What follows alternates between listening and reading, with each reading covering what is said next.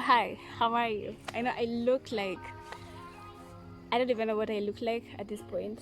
But all I know is I was making fun of the situation that I've found myself in involuntarily.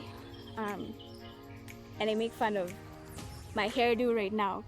I'm telling guys, like, this is the kind of hairdo you do when you know you're either going to prison or being confined in a place and there's no access to the kind of amenity that you're used to. So nganasema like hizi ndio matuta za wase wa Lang'ata. In other words, it kind of sucks being here. I've been here for 10 days. 10 days. I remember the first day when I came, it was so dramatic considering how we were picked from home. 2 ambulances, guys dressed in this corona like attire, all white, masked up, like it was so traumatizing. And you're given like 3 hours to pack your stuff and they're telling you they're coming for you. Anyway, we come, and the whole drive till to this place, you're literally thanking God for the fact that an ambulance has tinted windows, because the kind of attention that we attracted from the outside people, like, because at that point, that's when I knew the feeling of being trapped began, because once you enter the ambulance and that door is shut, that's the end of you and your rights and on my rights, like you being able to decide things for yourself. From there, it's them to tell you what to do, when to do it, how to do it. And I do like this place, this particular position that I found, because I've mounted my phone onto a broken branch of a tree. Thank God, like, you improvise. I love this. This is so random. I don't think I had like a chronology of how I'm going to speak. I didn't have a script for this. I just thought, let it be raw for me to speak whatever emotions that I have. The first day that I came here, like I said, you feel trapped. I remember the first night was so uncomfortable. It was so uncomfortable. I couldn't sleep. You're like, you're not even happy that you're here. You're just wondering, okay, Lord, I'm just from dealing with one challenge. Now this is another one that caught me off guard. It's as if I've ever even been given a memo of when a tragic thing or a problem is going to show up. Usually they hit you by surprise. It's not like you see them coming. So I sat on my bed and I was just like, well, Lord, I do not even know what to make of this. And as my usual self, I try to act all strong, like this ain't affecting me, like I got this in the bag. I'm the chick who advises people, encourages them, so heck yeah, I know how to handle this stuff. But then I didn't, because by day 2, when I woke up in the morning and I realized I'm not in my bed at home, it hit me. It freaking hit me. And mind you, by that time we hadn't really packed to be here in terms of food. I love taking something hot before I sleep. I just do. It warms me up. It makes me feel cozy and sleep comes easy for me. So we didn't have that. So the first 3 nights were the toughest. Yeah. But I will tell you, thank God. Honestly, I think it's the Holy Spirit that prompted me. But when we got that call from the Minister of Health saying they're coming to pick us up, because I mean, if 3 people have it, we are their contacts, direct contacts, and it's inevitable we're just gonna be taken. Anyway, there's a voice that told me, you need a book and a pen. I was like, do I? And then I was like, yeah. Usually when I'm stressed out, I write, because I find it easier if I write down what is going on inside my head. I can sit back, look at it, read it again, assume it's someone else's problem, and then I can find a solution. I don't know if that makes sense. And if it's a tip for you and you want to try it out, please do. Because for me, it keeps me sane and it helps me declutter the kind of the million and bajillion thoughts in my head that keep on crisscrossing in and out without warning or being welcome. So yeah, that did help, because I remember the first night I looked at my notebook and I looked at all the books I had carried to read, and I was like, I didn't even have the energy to read. I didn't have the energy to write. It's one of those feelings where you can't even explain or understand what you're feeling in that particular moment. I I think the best word to describe this would be I was a zombie for a minute. Yeah. Trying to kind of understand, one, what's happening, why is this happening, because usually it is human nature when crisis strikes for us to question God. Why me? Yeah. And I'm human, and I did, and I questioned, and well, he didn't actually like give me a direct answer, but I think on the third day, my best friend Petronila, hi, if you're watching this, thank you so much, I love you. You have no idea, you were used of God at that particular time to kind of turn the situation around for me, to stop sulking in weye why sijui kumeenda kukakuwa kumefanyika, and to be like, what am I supposed to learn here, for me to be able to reach to that place where I'm asking, what am I supposed to learn or do with the kind of time that I have in my hands, to utilize it in a productive way? Because the path I was on, it was destructive, and I kid you not, I've had cases being here of guys who end up going psycho and mental, because here you are in a facility, you're supposed to keep social distancing, assuming you're alone, you didn't come here with your family members, you're alone. The much you would do is maybe say hi to one or two people and it's more like hi bye, because I don't know, I think maybe when you grow older it becomes harder for you to approach someone and be like, hi, do you want to be my friend for now?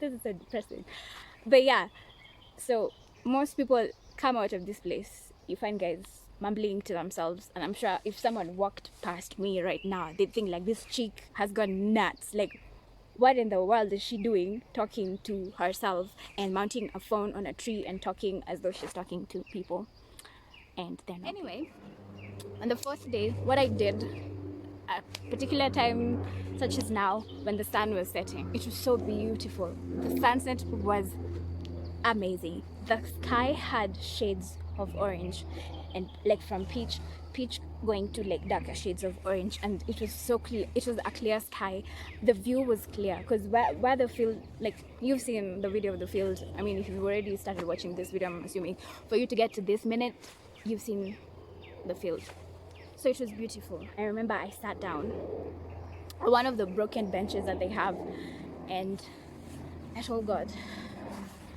I know Lord, with a snap of a finger, you could even teleport me to home. It's been recorded in the Bible, but I'm yet to see that happen in my century, in my time, like right now. But I know you can do it because it has been recorded that you've done that before. Because Jesus, I mean, 1 minute he's here, the next minute he's not. And I know you can do that. And I know it's normal for me to ask you to take this cup away from me, because every fiber in my being wants you to do that. I really, really, really do want you to undo this immediately. And I don't want to be here. I really do not want to be here.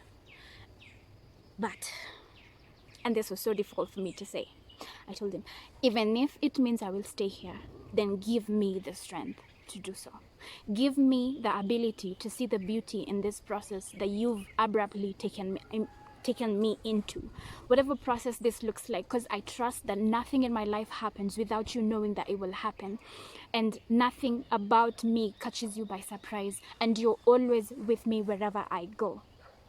Help me see the beauty of what you're doing in this. I may not understand it, heck, I don't even want to understand, because it makes absolutely no sense and it's ridiculous, but let me know you're with me. I remember I cried. Oh, ugly tears. So ugly. My goodness. And that night, I had the best sleep. I slept in this 3x6 kind of bed where like, ni zile vitanda za high school man, like hizo nile unajishikilia ukitando, make sure usivunje kitanda wenyewe juu inashinda ikipiga makelele, ukimake move unasikia na kitanda ni ya chuma na bado inatingika kama meno inataka kung'oka. Alafu hizo mattresses mi sidhani ni hizi high density, kama ni high density ni zile imbo za China. I digress anyway.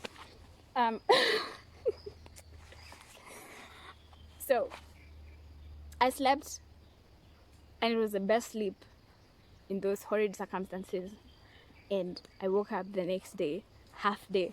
One, I was so excited because even if najua siku imeisha, like nimeamka lunchtime, sina time mob ya kushinda hapa nikizurura. Wase like wako formless, idle, ni kuzurura tu tunazurura. Like you'll find guys, they've woken up, wataenda kwa field, walk back and forth like 5 times, and then go sit, just chill and just wait until like the bell rings and you're told it's time to eat.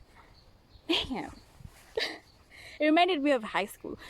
Kama ulikuwa unasoma high school ya ocha enye hakuna canteen, please andika hapo chini. Struggles zilikuwa real manze, na hiyo food lazima tu kule juu. What is njaa haitambui, whatever enye iko hapo itakula tu. Anyway, I did that, and along like I think the 5th day, there was a video I've ever watched when Corona had just hit Kenya. Like at that time, it was me and my sister at home, and I had a lot of time to do a lot of devotions during that particular time, and I was really in sync and trying to figure out what are men of God and women of God who are on social media kind of telling us what this season is supposed to be about. And there's one particular video, I've forgotten the name of the chick, but her message is of more importance. And basically she was talking about there's a dream that she had, and I don't know even why, because that particular week her video kept on popping up all the time, and I'm like, I'm ignoring until ikafika time moja I'm like, okay, let me just watch it ndio iache ku like invade my what's those thing, like the options of the videos I have. Like, why is she the only one who's popping up all the time consistently?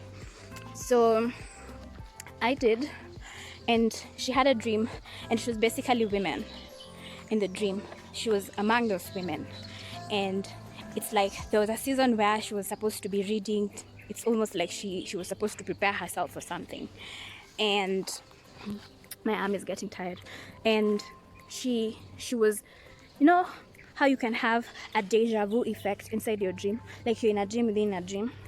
So she's inside the dream, but her in her head she's awake. So she's freaking out because she's in a particular place she doesn't recognize, and she's seeing people so busy minding their own business. Some are reading, some are certain. Any people were busy minding their own damn business and tilling their farm, so to speak. Like, what I mean by that, whatever area that they were given, they were busy focusing on what it is that they were supposed to do. So they were purposeful with their time.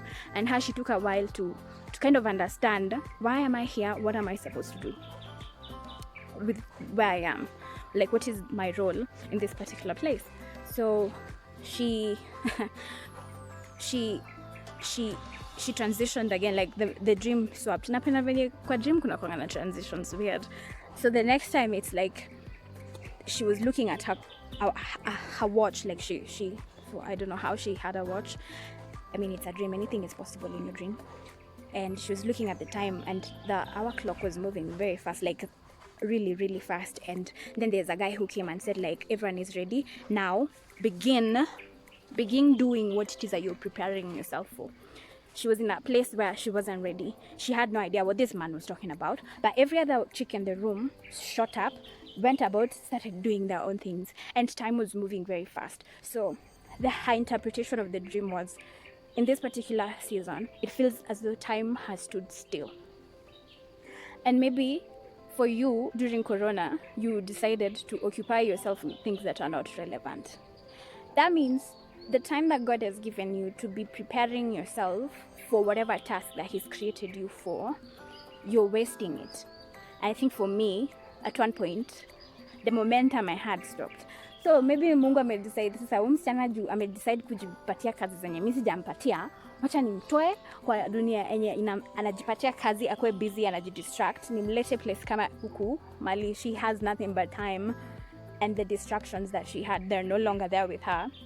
Then and only then will I be able to effectively communicate, and at that particular time she will be able to. So as I was remembering that particular, I don't know what to call it, someone or video that I had watched, I sat down and I started asking myself critical questions. And I think 2 weeks or 3 weeks ago, I made a vision board for my life in terms of the things that I've always wanted to do, but for some weird reason I stalled, got afraid. Just like me starting a YouTube video was me taking the plunge. I decided, you know what, I have nothing to lose. And I will tell you the same thing. You have nothing to lose when you decide to actualize whatever dream, passion, desire you feel within you to do something. You have nothing to lose if you go for it. You have a lot to lose when you don't. And there's one time, I think when I was in campus, I was watching a video, and it was a video of after we die and we go to God, and God summons you by name. And so there's one particular woman who was asked, let me call her Joyce. Hello, Joyce. Have you taken care of Mark, Amos, and Moses? And she's like, who are those people? And she's like, those are the sons that I had given to you. You were meant to have them. And she's like, no, me, I've been a sales executive, like for this company. I was able to do ABCD. And God is like, that's not what I created you to do. And the question is, not even the question, the statement is this: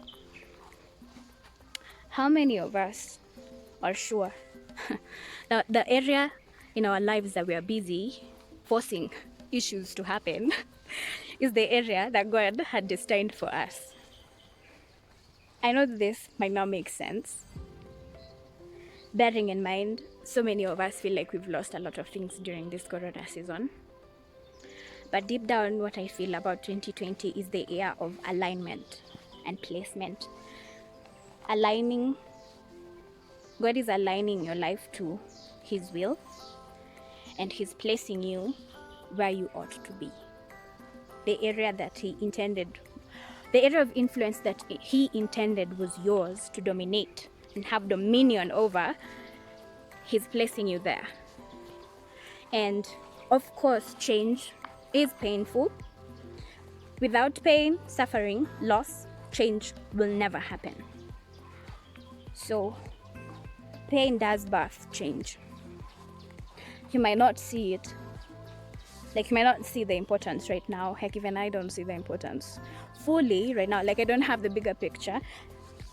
I just know for now, me being in isolation in this place, for now, I'm choosing to do a lot of research based on the goals that I have and the things that I want to accomplish. Not even for me, because at the end of my life, may I know, not even at the end, both the end and the beginning of my life, I know the reason as to why I'm still here and I'm alive is because someone somewhere needs a rose. There's something Rose has to offer someone somewhere that will help that person be able to offer something to another person, and it will have a ripple effect. That's how I look at life. We are all solutions, working solutions to each other's problems. We're here to help each other become better and discover who we are. Yeah, it's almost like we were created in God's image and likeness, and then when we came to earth, we were given a measure. I know this may sound ridiculous in terms of who we are. So every day we are on an adventure to discover who we are. And the funny thing, the more you know about God, the more you know about yourself, because we come from Him, and every one of us, how we were designed and we were created, we all represent a nature and a likeness, about like a similarity or a character trait that God has. So enjoy the ride. Yeah, that's basically it. And I think I've lost my train of thought because I don't know how to multitask. I don't know how to work and talk at the same time.